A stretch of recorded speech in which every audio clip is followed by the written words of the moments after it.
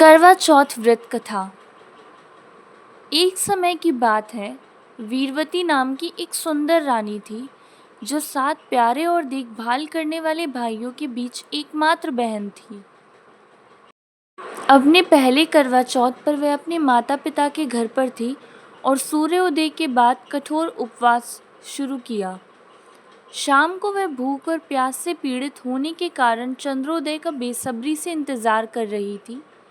उसे इस तरह पीड़ित देखकर उसके भाइयों को दुख हुआ, इसलिए उन्होंने एक पीपल के पेड़ पर एक दर्पण स्थापित किया जिससे ऐसा प्रतीत हो रहा था कि चंद्रमा आकाश में है। अब जिस समय वीरवती ने अपना उपवास तोड़ा, उसके पति की मृत्यु का समाचार मिला। वह रोती रही और बेसुध थी। वह तुरंत घर के लिए चल पड़ी और रास्ते में देवी पार्वती से मिली। माँ पार्वती ने उसे बताया कि उसके भाइयों ने उसे धोखा दिया है। तब उसने पूरी श्रद्धा के साथ करवा चौथ का व्रत रखा और उसके समर्पण को देखकर मृत्यु के देवता यम ने उसके पति को जीवन दान दिया। रानी वीरवती की ये करवा चौथ कथा काफ़ी लोकप्रिय है और आमतौर पर व्रत रखने वाली महिलाएं इसे सुनती हैं। करवा चौथ पर रानी द्रौपदी की कहानी। करवा चौथ की हमारी कहानी की सूची में अगली कहानी महाभारत के अर्जुन और द्रौपदी पर आधारित है। एक बार अर्जुन, जिसे द्रौपदी सबसे अधिक प्रेम करती थी, आत्मदंड के लिए नीलगिरी पर्वत पर चले गए। इस कारण उनके बिना बाकी भाइयों को चुनौतियों का सामना करना पड़ रहा था। अब द्रौपदी ने इस तिथि में भगवान श्री कृष्ण को याद किया और पूछा कि चुनौतियों का समाधान कैसे किया जाए। भगवान श्री कृष्ण ने देवी पार्वती की एक कहानी सुनाई, जिन्होंने ऐसी ही स्थिति में करवा चौथ की रस्में निभाई थी। इसलिए द्रौपदी ने अपने पति की भलाई के लिए करवा चौथ के कठोर अनुष्ठानों का पालन किया और पांडवों ने अपनी समस्याओं का समाधान किया।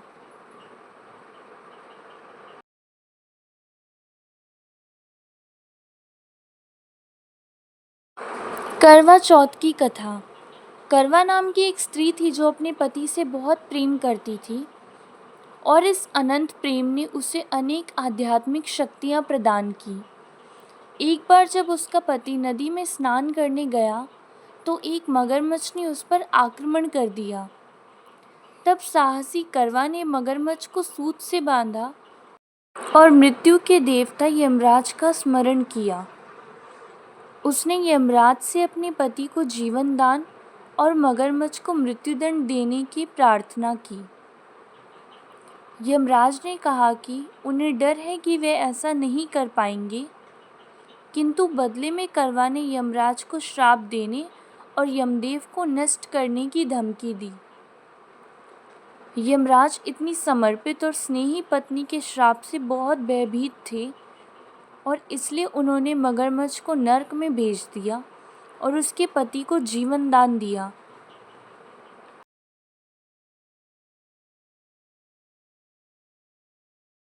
यह करवा चौथ कहानी आज भी सुनाई जाती है और विवाहित महिलाएं अपनी पति की भलाई और खुशी के लिए करवा माता से प्रार्थना करती हैं।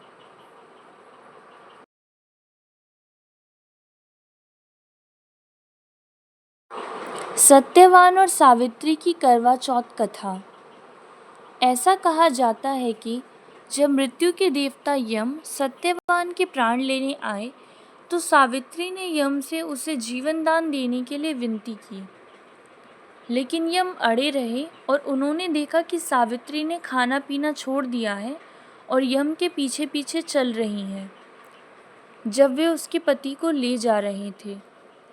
यम ने अब सावित्री से कहा कि वह अपने पति के जीवन के अलावा कोई भी वरदान मांग सकती है। सावित्री एक बहुत ही चतुर स्त्री थी।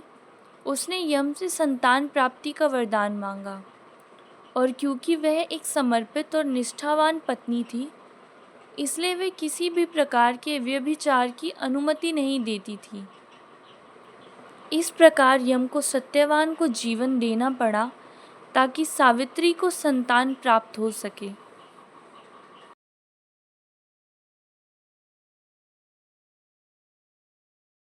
करवा चौथ के दिन व्रत रखने वाली महिलाएं और लड़कियां सावित्री की करवा चौथ कथा सुनना नहीं भूलती।